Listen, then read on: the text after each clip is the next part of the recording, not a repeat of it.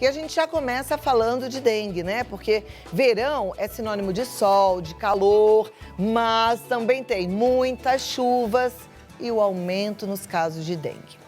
E nesse momento, o apoio da população é fundamental, eu diria até que é crucial, que assim é necessário e urgente.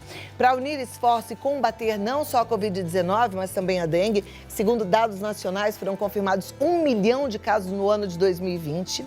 É que a gente trouxe essa pauta. E para nos auxiliar nessa causa, eu recebo o diretor de Vigilância e Zoonoses da Coordenadoria de Vigilância em Saúde da Prefeitura de São Paulo, Dr. Werner Santos Garcia. Seja muito bem-vindo. Que bom ter esse assunto aqui, que bom poder conversar contigo. Primeiramente, uma boa tarde, Cláudia. De antemão, obrigado pelo espaço, que nem você disse nas suas palavras. Não é só a Covid hoje que nos acerca, tem muitas outras doenças e é importante a gente falar da dengue, como você disse. No Brasil, teve mais de 1 milhão de casos positivos no ano de 2020. Terrível, né? Um número assustador. Eu já tenho uma pergunta antes de passar aí para essa explicação, que eu sei que vai ser muito rica. Quando a gente percebe num vizinho, às vezes do meu prédio eu fico olhando, piscina que eu vejo que está sem tratamento algum há tempos, a gente denuncia como? Como é que a gente faz para cumprir o nosso papel como cidadão? Uma importante pergunta. Sim, pode-se fazer a denúncia através do portal do 156 da Prefeitura. Caso a pessoa tenha algum receio, porque é meu vizinho, pode saber que eu que fiz a denúncia, pode ser feita de forma anônima. Isso é importante por quê? Porque através disso, as nossas equipes de vigilância do município de São Paulo, que são 28, porque para uma cidade como São Paulo, de 12 milhões de habitantes, a gente tem que ter muita gente também trabalhando nesse combate. Então, com isso, a gente consegue, além de mapear, claro, e tomar as medidas cabíveis, porque assim, uma pessoa ela pode ser multada por causa disso, porque ela, dentro do seu imóvel, ela é responsável também por ele. Não, então, e o bom é que a hora que chega ali a fiscalização, quer dizer, a pessoa não vai só ser multada, mas vai cair a ficha de que ela não pode mais fazer criadouros de mosquito, né? Com certeza. Porque é um criadouro de mosquito qualquer tipo de água parada sem tratamento. Uma tampinha de garrafa já é suficiente para ser um criadouro de mosquito. Então, se uma tampinha já é suficiente, imagina uma piscina. Ó. Agora, a gente está falando de qual mosquito, doutor? Tá, vamos lá. Porque assim, a gente tem que diferenciar qual é o mosquito que transmite a dengue e qual é o pernilongo comum, que em muitas regiões de São Paulo há muita reclamação, principalmente na região de Pinheiros, né? Deixa eu só fazer um adendo aqui. A gente está falando muito de São Paulo, que o Dr. Werner é de São Paulo. Mas isso não é, infelizmente, algo que aconteça só em São Paulo. Então, isso vale para todo o Brasil. E como a gente está falando para todo o Brasil, atenção, você que é do Rio de Janeiro, você que é do Sul, você que é do Nordeste, né? Presta atenção, porque esse é um assunto nacional. Tá? A gente precisa ter um combate nacional da dengue. Então, as explicações são úteis para todos nós. Com certeza, porque assim, o que eu estou falando aqui no âmbito do município de São Paulo vale para qualquer município da federação. Então, vale para todos. Isso é importante. Então, quais são as duas principais espécies que a gente tem hoje, falo aqui mais no município de São Paulo, que causam maior estrago? Claro, primeiro o Aedes aegypti, que é porque eles são tão pequenos que eu trouxe um folder aqui da nossa série de educação, que a gente leva nas escolas para as crianças, então isso é um material que a gente leva, para mostrar a carinha do Aedes aegypti, mostrando que ele é mais enegrecido, tem essas pontinhas, essas listras brancas, e tem um mosquito comum, que ele é mais amarronzado. Então, qual que é a diferença? Claro, esse não é transmissor de doença, o problema dele é a irritabilidade que ele causa. Então, muitas vezes chega a reclamação pra gente porque assim, 7 horas da noite, 8 horas da noite, há uma grande quantidade de mosquitos na minha residência. Então, na sua maioria das vezes, é o pernilongo comum, o Culex, tá? Que eu tenho ele aqui também, depois eu posso estar mostrando para vocês. Ok. E tenho também o Aedes aegypti, ele sim, ele é causador de algumas doenças, como a dengue, a chikungunya, a zika. E no passado também ele é causador da febre amarela urbana, que a gente, graças a Deus, hoje não tem mais no município de São Paulo. Então, esses são os Não em São Paulo, mas tem em outros lugares, em outros estados brasileiros, tá? É importante a gente salientar isso e você ficar atento. Se você ainda não foi vacinado, também tomar sua vacina, né? Não, isso é importante. Febre amarela, uma dica. Quem não tomou vacina de febre amarela, por favor, procure um posto de saúde que hoje está normalizado. É só você ir lá e solicitar sua vacina de febre amarela. Até mesmo para viagens internacionais, hoje quase todos os países pedem a vacina da febre amarela. Mas aí às vezes a pessoa não viaja e não toma. Não é porque não viaja que não toma, porque o problema tá aqui, tem que tomar, Tem que tá tomar, bom? tem que tomar. Então, essas são as duas principais espécies. Aí tem muita diferença o hábito deles, a partir da deposição de ovos, que diferencia um do outro. Tá? O hábito do pernilongo comum, ele tem esse hábito mais noturno, então onde tem mais reclamação das pessoas, 8 horas, 9 horas da noite, quando eu já vi em imagens também, a pessoa chega em casa, tá cheio de mosquito, geralmente é o Culex. Já o Aedes aegypti, não, ele tem um hábito mais crepuscular, tá? Então, ou ele age, a fêmea, né, no caso, atrás do sangue, no início da manhã, por volta de 6, 7 horas da manhã, ou no final da tarde, por volta de 5, 6 horas da tarde, tá? Então, ele tem essa diferenciação de um hábito mais crepuscular, e o Aedes aegypti é causador de doenças, e o pernilongo comum não. Essa é a grande diferença entre os dois. Tá, aqui a gente tem os mosquitos. Olha como o Dr. Werner foi incrível. Aqui dentro a gente tem mosquitos. Me mostra, o que você trouxe aqui? Tá. Isso daqui é um kit também que a gente leva nas escolas do município de São Paulo. Nós temos um laboratório dentro do Centro de Controle de Zoonoses, o Lab Fauna, que ele prepara todos esses kits para a gente e também quantifica o quanto tem no município, que para a gente também é importante para a gente fazer os trabalhos. Então aqui tem toda o ciclo de vida deles, tá? Aqui está especificado mais do Aedes aegypti, mas é igual para o do Culex, que são as 4 fases de metamorfose do mosquito, que é um ovo, né, que é muito imperceptível, muito pequeno. Aqui embaixo, a larva, tá, que ela tem 4 estágios de larva. Isso fica durante 4, 5 dias, dependendo da umidade e da temperatura, ok? Aí aqui ela se transforma numa pupa, que é uma casca, como se fosse uma borboleta, entre aspas, que ela vai fazer a metamorfose de larva para o alado, que depois sai nesse aqui. Tá? Qual que é a diferença entre o Aedes aegypti e o Culex nessa questão? O Aedes aegypti ela é mais inteligente, a fêmea do Aedes aegypti, do que a fêmea do Culex. Porque a fêmea do Culex, primeiro, uma outra diferença bem importante. O pernilongo comum, ele gosta mais de água suja. O Aedes aegypti não, água limpa. Tá? Então, eis a grande diferença entre os dois. A fêmea do Culex, do pernilongo comum, ela deposita os ovos em forma de jangada. Então, ela deposita os ovos, 150 ovos de uma vez. Então, por vezes, quando a gente passa em alguns lugares e vê uma revoada de mosquito, é porque são dessa espécie, eles eclodem tudo de uma vez. Tá. Então, por isso, tem essa revoada de mosquito. Já a fêmea do Aedes aegypti, não. Ela vai na sua casa, ela picou você, aí ela achou um lugar com água parada. Ela vai lá e botou 2, 3 ovinhos. Aí depois ela vai na casa do seu vizinho, picou o vizinho, 2, 3 ovinhos. Então ela faz isso num raio de 250 metros, botando esses mesmos 150 ovos. Por quê? Nesse mecanismo ela consegue espalhar mais os seus descendentes no território. Isso é uma tática mais... Olha, é uma tática mais inteligente, né? Então aqui eu também tenho amostras deles adultos, aqui no caso, esse aqui é o pernilongo comum, que eu tenho aqui mostrando para vocês. Vamos deixar paradinho para ver se quem é que está mostrando aqui. Olha ele aqui, ó. Aqui, olha lá. Esse é o marronzinho. Esse aqui tem de monte. Esse que tem maior quantidade. Lá aqui. no Rio de Janeiro, na casa da minha mãe, a gente não cansa de matar esses bichinhos. Porque tem é bastante, muito, meu pai do céu. Bastante. Em locais que tem muita água suja, rio poluído, com certeza você vai encontrar bastante. Não, e na praia, né? E na praia também uma coisa bastante. absurda. Agora, vamos mostrar o outro. O Aedes aegypti. Vamos mostrar o nosso bonitão aqui.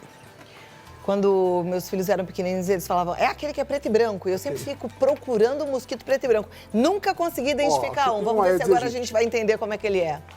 Vai lá pertinho, eu quero olhar ali do monitor, porque eu também quero aprender, né? Aqui, ó.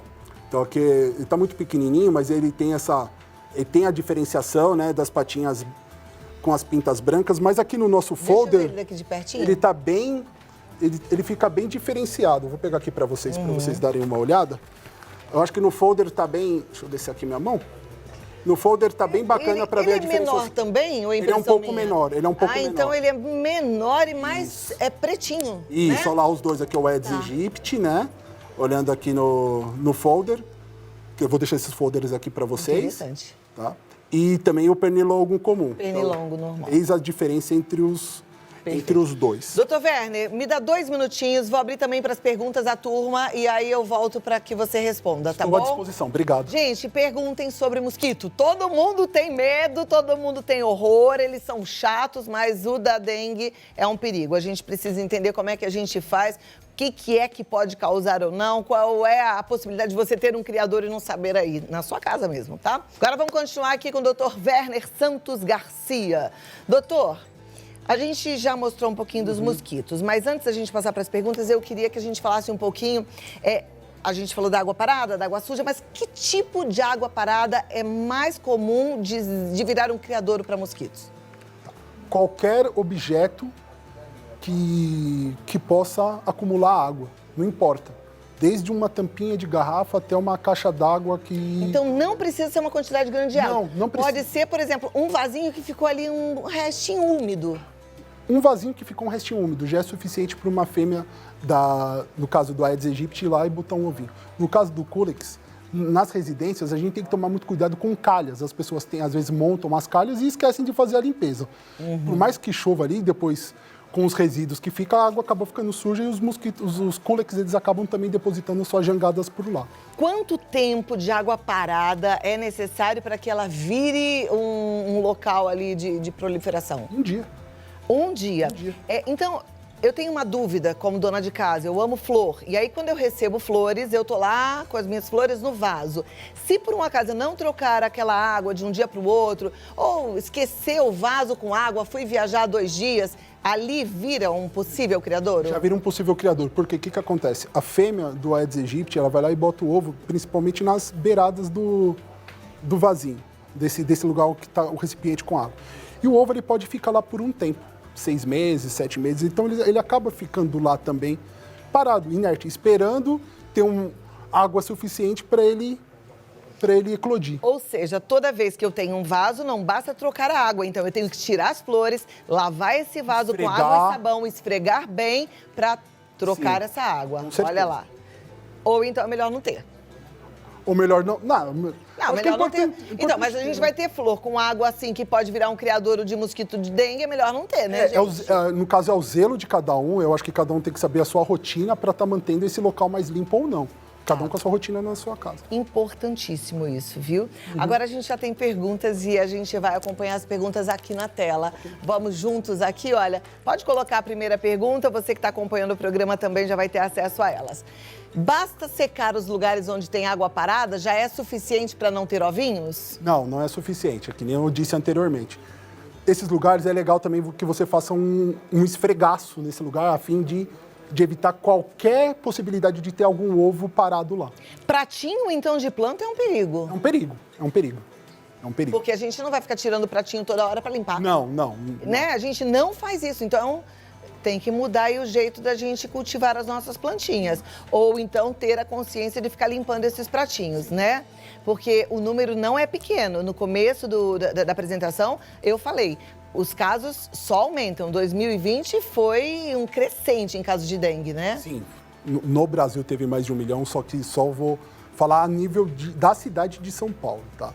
Nós estamos, nesse ano passado foi baixo, tivemos 2.000 casos de dengue, tá? Esse ano já, em comparação, a gente compara semana a semana, né? Então, esse ano nós já temos 45 casos positivos de dengue, mas no mesmo período do ano passado nós já tínhamos cerca de 600 casos positivos em 5 semanas. Olha isso. Então, eu também quero ressaltar, Cláudia, o trabalho das nossas equipes de vigilância que fazem no município de São Paulo. São mais de 2.000 agentes de endemias espalhados nos 6 cantos das cidades.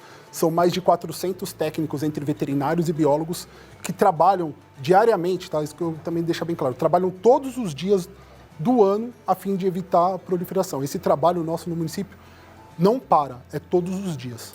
Maravilha. Agora, no Brasil, o número é gigante. 1 milhão de casos de dengue no ano passado, mais de 1 milhão. Então, gente, olho vivo sempre. Próxima pergunta, vamos acompanhar aqui na tela. É verdade que o mosquito da dengue pica apenas durante o dia e não preciso colocar repelente à noite? Como eu também havia dito, o Aedes aegypti tem um hábito crepuscular. Então, ele gosta de picar no início da manhã e no final da tarde. Geralmente, a gente acorda para trabalhar, tá lá se trocando, aí a gente sente uma coceirinha, uma picada de um mosquito, provavelmente é um Aedes aegypti. Então, é nesses períodos que ele gosta, no início da manhã e no final da tarde. Já o mosquito comum, o Culex, não, no período noturno. Repelente, sempre. Picou, ficou doente? Não necessariamente, porque assim, toda vez que você é picado pelo mosquito, você já vai contrair dengue? Não. É o homem que passa a dengue para o mosquito. Olha que louco, olha que interessante. Porque nem sempre a fêmea está infectada com o vírus. Então, como que acontece uma disseminação? Então, uma pessoa está com dengue e um mosquito fêmea vai lá e pica essa pessoa, e a pessoa está com o vírus circulando no seu organismo, passa para o mosquito, tá? Aí o vírus matura nos ovos e aí sim, a próxima geração da fêmea, todos estão contaminados com o vírus. Aí esses mosquitos que passam para as outras Mas pessoas. então, a gente tem muito mosquito contaminado já nessa história, Muito né? muito mosquito. Me dá mais 2 minutinhos e eu volto aqui, porque a gente tem mais um monte de perguntas. A turma gostou do assunto, hein? À Não vou te disposição, deixar embora obrigado. não, tá À bom, disposição. doutor? Temos muitas perguntas. Vamos lá. Olha, eu tô feliz com a sua participação, obrigada, viu? Aqui na tela a gente já tem. Sempre passo desinfetante de citronela na casa. Isso ajuda a afastar o mosquito da dengue ou só os normais? E aí já emendo outra pergunta. Funciona de verdade? Sim, funciona. A citronela ele é um repelente natural. Tá? Então você pode ter plantas de citronela na sua casa ou mesmo produtos à base de citronela para fazer a limpeza que ele ajuda sim. Ele é um bom repelente natural. Para todos os mosquitos? Para todos os mosquitos. Maravilha. Ele é ótimo. Perfeito. É ótimo. Próxima pergunta, então, vamos acompanhar aqui. Recebi uma corrente no WhatsApp dizendo que inhame ajuda na prevenção da dengue. É verdade? Não, inhame não ajuda na prevenção da dengue, não. Nunca vi nenhum dado científico que mostre ao contrário. Isso, prevenção para dengue, que como tem o alcance desse programa a nível nacional, do Oiapoque ao Chuí, evitar água parada. Evite água parada. Agora, inhame é um excelente alimento, riquíssimo em nutrientes e barato. A gente deve consumir com muito mais frequência inhame. Tem famílias que não têm esse hábito, né? Mas coloque inhame aí na sua vida, porque eu tenho certeza que vocês vão crescer em saúde, tá bom? É muito bom. Próxima pergunta lá na tela, vamos lá. É possível distinguir a picada do Aedes aegypti da picada de um mosquito comum? Quando fica bem avermelhado, é sinal que é dengue? Não dá para distinguir a picada. A gente distingue se a gente consegue ver o mosquito que está te picando. Aí a gente consegue distinguir. Mas, assim, uma reação local, o organismo ele vai reagir da mesma forma, ele vai ter a reação inflamatória da mesma forma de uma picada do mosquito comum como do mosquito da dengue. O importante é você tentar localizar esse mosquito que te picou para ver qual que é ele. Perfeito. Próxima pergunta, vamos lá para a tela. Aplicar borra de café na água das plantas e sobre a terra ajuda a combater o Aedes? Então, tudo que você coloque na água das plantas a fim de evitar que esteja esse acúmulo de água parada é válido. Borra de café é tranquilo, você pode estar colocando também que ajuda, né, a sugar essa água. Então não fica um ambiente propício para a deposição dos ovos. Ajuda, legal, é uma boa saída. Boa saída. Próximo, vamos lá, estamos aprendendo, hein, gente? É verdade que o mosquito se reproduz mais rápido no calor? Que outros hábitos o mosquito da dengue tem que eu possa evitar? É verdade, tá? O mosquito da dengue, ele se prolifera mais no período primavera, verão. É o período que a gente tem que ter mais cuidado, com o aumento das temperaturas aqui no nosso país. Isso num âmbito geral. Então, é verdade, então a gente tem que tomar esse cuidado. Por quê? Ele se reproduz mais rápido? Por causa da condição de temperatura e ambiente. Então, ele se reproduz mais rápido. Os outros hábitos que o mosquito tem, não tem outros hábitos que ele... O hábito dele é bem pré-estabelecido. Ele vai, faz toda essa metamorfose, a fêmea vai atrás das pessoas para puxar o sangue para quê? Para maturar os ovos. Os machos, eles só se alimentam de pólen, tá, das plantas. Então, e os machos ficam esperando as fêmeas para a cópula. E esse ciclo de vida todo tem em média de 30 dias. Tá joia. Para terminar, vamos lá, nossa última pergunta na tela. Tem uma fonte ativa, coloca o cloro na água. É possível a proliferação nessa água? É possível. É possível? Mesmo com cloro, hoje a gente vê que é possível, mas também é um importante tratamento você manter o local limpo com cloro, mas também é possível, então todo cuidado é pouco. Então uma piscina, mesmo tratada com cloro também? Pode, se você não fazer a regulagem certinha do cloro, tem que estar muito bem balanceado, senão pode... Umidificadores de ambiente, aquele que a gente tem no quarto, que coloca a aguinha embaixo.